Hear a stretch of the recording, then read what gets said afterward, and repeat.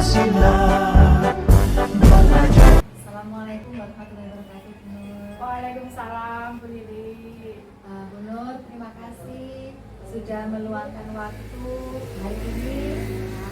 Dalam di sini saya minta waktunya Bu Nur untuk tugas saya demonstrasi kontekstual modul 7.1 mewawancarai pimpinan sekolah. Iya, silakan.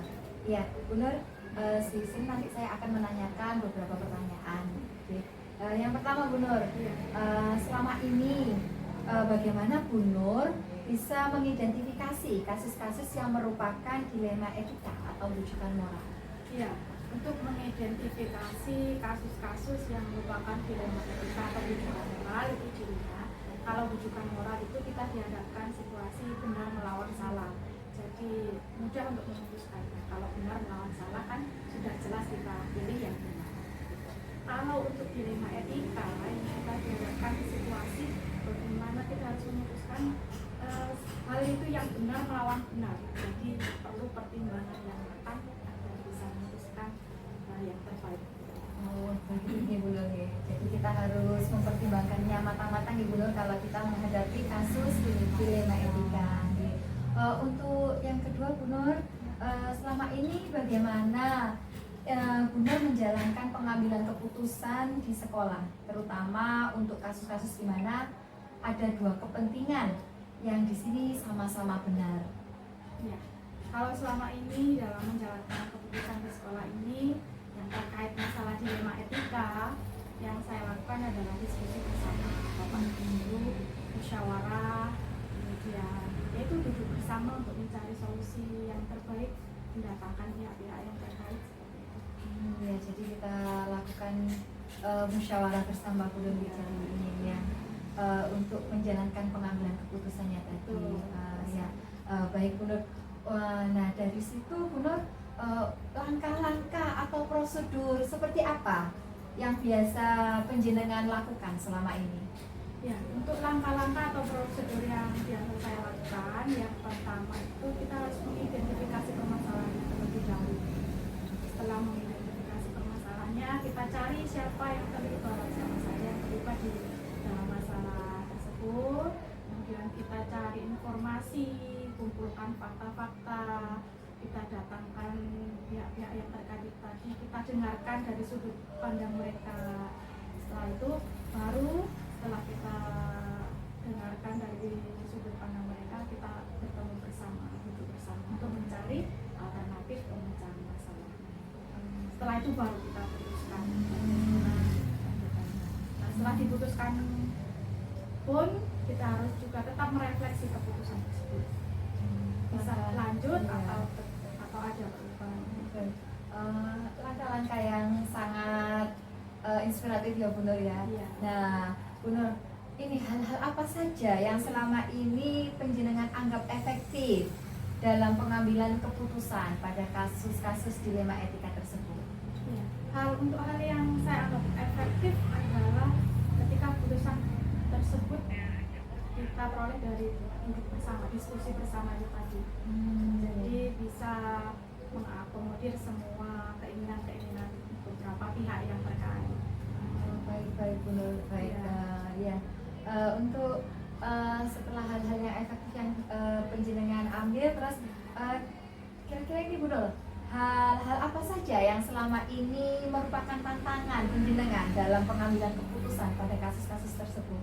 Ya, yang menjadi tantangan untuk pengambilan kasus dalam dilema etika itu bagaimana kita dapat menggali atau memunculkan alternatif pemecahan masalah tersebut dari kedua belah pihak terkait.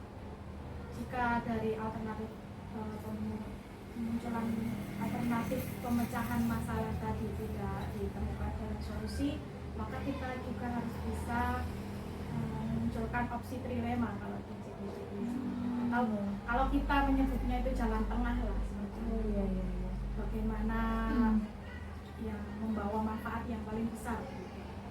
Begitu Bu Nur ya. Terus apakah penjenengan Bu Nur memiliki jadwal atau tata kala tertentu ketika menyelesaikan kasus dilema etika ini? Ataukah Ibu langsung menyelesaikannya saat itu juga, atau mungkin menundanya dan memberikan jadwal seperti itu, Bu? Untuk jadwal sendiri tidak ada. Kalau masalah tersebut urgent atau mendesak, kita harus putuskan saat itu juga. Misalnya kalau tidak urgent, bisa kita lain waktu, tunda lain waktu. Yang penting dua pihak yang terlibat masalah ini atau mempunyai masalah ini bisa tenang terlebih dahulu, mungkin beberapa hari kemudian kita ajak diskusi bersama. Dilihat dari berat tidaknya kasus tersebut ya, Bu ya, berarti, dan ada tidaknya jadwal, kita lihat dulu situasinya. Iya. Nah, Bu, di sini apakah Bu Nur ada seseorang atau faktor-faktor apa yang selama ini mempermudah atau membantu Ibu dalam pengambilan keputusan dalam kasus-kasus dilema etika ini, Bu? Ya, untuk seseorang atau faktor yang mempermudah dalam mengambil keputusan dilema etika, biasanya saya itu, ya tim di sekolah itu sendiri, saya harus bertanya, mendengar informasi-informasi yang ada sebelum saya mengambil keputusan. Untuk saran, biasanya saya bertanya kepada kepala sekolah yang lebih senior, kan, mempunyai masalah yang sama di saat itu, bisa saya jadikan pandangan seperti itu. Nah, Bu, dari semua hal yang telah penjenengan sampaikan, nah, pembelajaran apa, Bu, yang bisa penjenengan petik dari pengalaman Bu Nur dalam mengambil keputusan ketika Bu Nur mengalami dilema etika? Ya, pembelajaran yang bisa kita petik dalam mengambil keputusan yang terkait dengan dilema etika karena ini melibatkan dua nilai kebajikan yang sama-sama baik, gitu ya.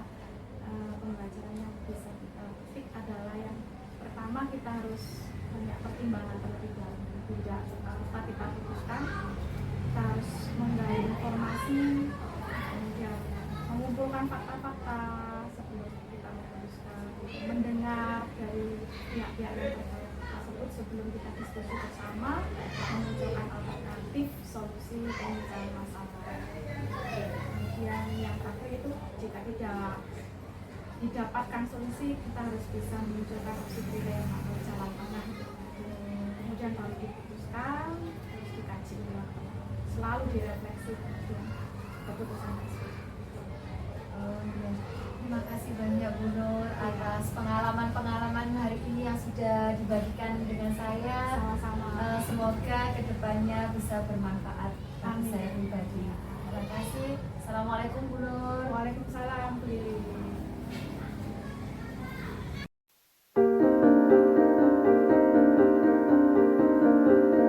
Assalamualaikum, Bu Lilis. Waalaikumsalam. Ya, Bu Lili. Ada apa ini? Terima kasih loh, Bu. Sebelumnya sudah meluangkan waktu untuk saya. Ini saya ada tugas untuk CGD saya, Bu, angkatan 11 untuk modul 3.1, mewawancarai pimpinan sekolah. Nah, hari ini saya minta waktunya Bu Lilis untuk meluangkan waktu untuk menjawab beberapa pertanyaan yang oleh saya. Bu Lilis, yang pertama, selama ini bagaimana Ibu dapat mengidentifikasi kasus-kasus yang merupakan dilema etika atau rujukan moral? Ya, jadi ini cara saya gitu untuk membedakan antara rujukan moral dengan dilema etika ya. Jadi sebetulnya bagi saya ya cara yang mudah begitu, mudah saja untuk membedakannya itu ya dengan biasanya saya menganalisis ini kalau misalkan suatu kasus itu keputusan yang nanti saya ambil ini benar, tidak ada pelanggaran terhadap aturan, kebijakan, kode etik begitu. Nah, ini berarti ini masuk di dilema etika, gitu. Tapi nggak begitu kasus ini nanti menyangkut hukum gitu, hukum yang berlaku, ada aturan yang dilanggar, ada hukum yang dilanggar, ada kode etik di situ yang dilanggar, maka ini sudah masuk ke kehidupan moral. Biasanya begitu saya membedakannya. Jadi karena memang ini kan penting gitu kan, supaya nanti pengambilan keputusan ini tepat. Ini Bu. Yang selanjutnya ya Bu, selama ini bagaimana Bulis menjalankan pengambilan keputusan di sekolah, terutama untuk kasus-kasus di mana dua kepentingan yang sama-sama benar atau sama-sama mengandung nilai kebajikan. Ini masih berhubungan dengan tadi ya, kalau tadi sudah dianalisa, ini sudah masuk dilema etika gitu, karena tidak ada aturan hukum yang dilanggar di sini. Berarti penanganannya ya kita melangkah ke selanjutnya gitu, bagaimana mengambil keputusan untuk ini, untuk yang dilema etika. Untuk yang dilema etika ini karena benar sama benar ini kan gitu. Jadi saya ngambil keputusan ini benar, kalau keputusan ini yang diambil benar kan begitu. Nah, maka untuk untuk mengambil mana nanti yang akan saya putuskan itu banyak pertimbangan di situ gitu. Biasanya kalau saya sih mengedepankan diskusi biasanya. Jadi ya ada diskusi, ada hasil pengamatan saya sendiri terhadap yang bersangkutan yang mengalami kasus atau ya terhadap kasus itu sendiri.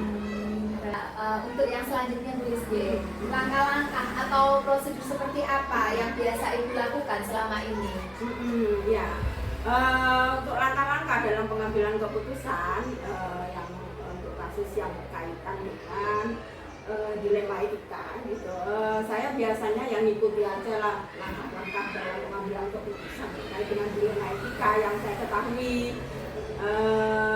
Jadi ya mulai dari menguji apakah ini benar lawan benar atau benar lawan salah gitu, harus yakin betul bahwa ini memang dilema etika, jangan sampai ini bukan moral kemudian kita menganggapnya dilema etika, jadi itu tidak benar gitu, karena ini menyangkut hukum kan gitu. Nah kalau sudah kita yakin ini dilema etika, maka sekarang mengujinya yang benar lawan benar itu tadi dengan berbagai pertimbangan gitu. Artinya ini apakah ini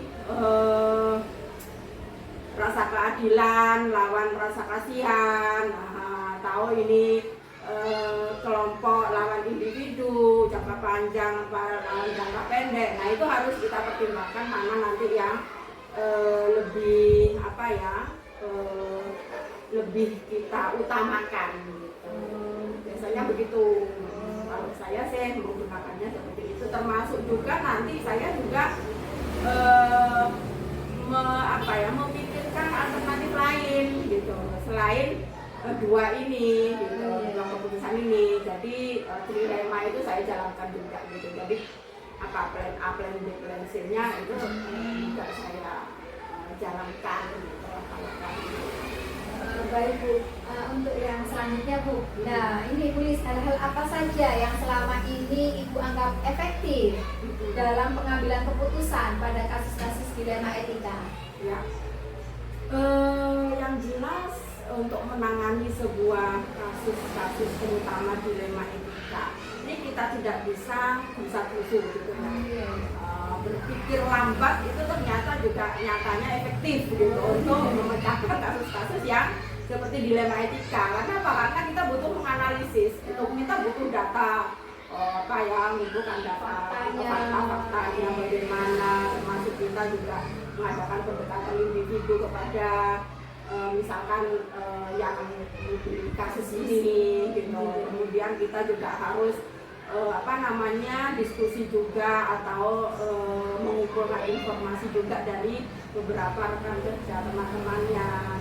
Ini nanti akan membantu kita dalam membuat keputusan yang tepat. Itu efektif kan? Nah, itu tadi cara-cara efektif yang penjenengan pakai ya Bunda. Ini Bu, hal apa saja yang selama ini merupakan tantangan dalam pengambilan keputusan pada kasus-kasus tersebut Bu? Iya. Ya, kadang untuk kasus-kasus tertentu itu memang tantangannya besar ya. Artinya nanti keputusan kita ini mendapatkan apa ya, kadang perlawanan, ada yang nggak suka gitu dengan cara kita ambil atau gimana, nah begitu itu juga itu kadang-kadang begitu. Ini tantangan mungkin bagi saya, bagaimana cara kita itu mengambil suatu keputusan dengan win-win solution gitu ya. Jangan sampai keputusan kita itu terlalu ekstrim. Makanya ini perlu perlu analisis itu tadi. Kalau saya ngambil keputusan ini akibatnya apa? Kalau saya ngambil keputusan yang ini akibatnya apa? Dan mana yang dampaknya itu lebih besar? Yaitu dampak negatif terutama yang lebih besar ya kita singkirkan. Ya kita ambil itu ya. Tantangannya itu terutama. Jadi tantangannya itu bagaimana kita membuat keputusan ini bisa diterima walaupun tidak, ya pasti ya yang namanya keputusan itu pasti ada yang setuju, ada yang tidak, ada yang suka, ada yang tidak kan gitu. Tapi mana yang ya bagaimana kita meyakinkan gitu, meyakinkan semua orang, meyakinkan terutama yang bersangkutan gitu untuk menerima keputusan ini. Oh, baik Bu Lis. Nah, di sini Bu Lis, apakah Bu Lis memiliki jadwal atau kata-kata tertentu ketika menyelesaikan kasus dilema etika ini, atau Ibu langsung menyelesaikannya saat itu juga atau menundanya? Jadi penjenengan memiliki jadwal untuk penyelesaiannya. Ya ini lihat kasusnya gitu ya. Kalau untuk kasus yang yang darurat gitu, yang memang harus diselesaikan pada saat itu juga gitu. Kalau enggak saat ini akan ada akibatnya gitu. Ya berarti saya harus cepat geraknya gitu. Tapi kalau kasus ini memerlukan analisis yang lebih pertimbangan-pertimbangan yang tertentu gitu yang harus kita lakukan.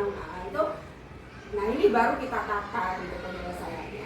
Jadi untuk kasus-kasus kasusnya. Jadi kalau untuk kasus tertentu yang memang kita butuh kehati-hatian mengambilnya, ya biasanya saya jadwalkan kapan ini harus selesai. Misalkan sebelum penerimaan siswa baru ini sudah harus beres, misalnya atau sebelum akhir tahun ini harus sudah beres. Nah baru saya jadwalkan gitu kapan saya melakukan konfirmasi ke sini, kapan saya harus konfirmasi ke yang bersangkutan, kapan saya harus adakan diskusi dengan sama guru. Nah ini biasanya saya jadwalkan dan juga harus ditulis juga progresnya apa dari masing-masing informasi. Juga nanti goalnya itu pengambilan keputusannya itu tepat waktu gitu. Iya.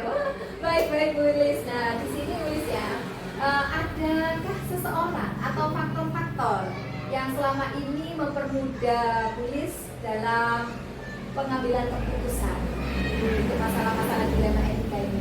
Ya, jadi tentu pengambilan keputusan itu tidak bisa kita sendiri, walaupun nanti yang memutuskan itu saya, gitu kan, yang memutuskan itu kita. Tapi sebetulnya ada orang-orang, ada teman-teman yang memang perannya juga sangat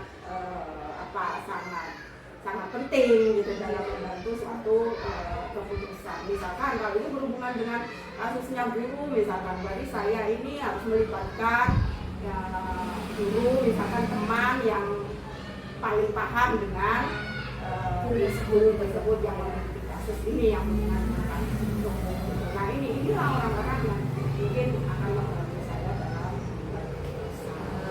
Baik Bu, terima kasih. Nah dari semua tadi yang sudah dibagikan Ibu, pengalaman-pengalaman yang dibagikan Ibu, nah dari itu pembelajaran apa ini Bu yang dapat Ibu petik dari pengalaman Ibu dalam pengambilan keputusan dilema etika ini? Iya. Pembelajaran yang bisa saya petik dari pengalaman-pengalaman saya dalam membuat keputusan terkait dengan dilema etika ini, ya pengalamannya banyak sekali. Pembelajarannya banyak sekali gitu. Bagaimana kita itu harus tetap sabar gitu. Artinya sabar itu enggak temperamental gitu ya. Begitu ada kasus kita jangan marah atau bagaimana, enggak. Jadi kita harus mengelola emosi dalam hal ini. Saya bisa mengelola emosi gitu. Kemudian juga bagaimana kita berkomitmen untuk menyelesaikan masalah ini dengan baik. Nah, gitu. Artinya bagaimana saya harus bersikap adil, bagaimana saya harus mempertimbangkan suara berbagai macam keluhan, berbagai macam saran. Nah, gitu. Jadi ini pembelajaran buat saya, termasuk bagaimana saya harus juga berani membuat keputusan. Jadi kan keputusan ini tidak bisa kita biarkan gitu kan. Oh ini benar. Nah, kita kan nggak bisa terus berada dalam dilema seperti itu. Kita kan harus memutuskan walaupun ini kok sama-sama benar, mana yang terbaik gitu. Nah inilah dibutuhkan keberanian. Jadi ini pembelajaran bagi saya ternyata ya kita harus berani di dalam memutuskan ya Bu ya. Buat keputusan. Kalau sudah memang pertimbangannya sudah langkah-langkahnya sudah tepat, sudah dipertimbangkan, nah ya sudah diputuskan. Ini perlu keberanian. Iya benar-benar Bu ya. Please, terima kasih sekali atas pengalaman-pengalaman yang sudah dibagikan kepada saya. Terima kasih juga waktunya. Saya pamit dulu. Terima kasih. Assalamualaikum warahmatullahi wabarakatuh.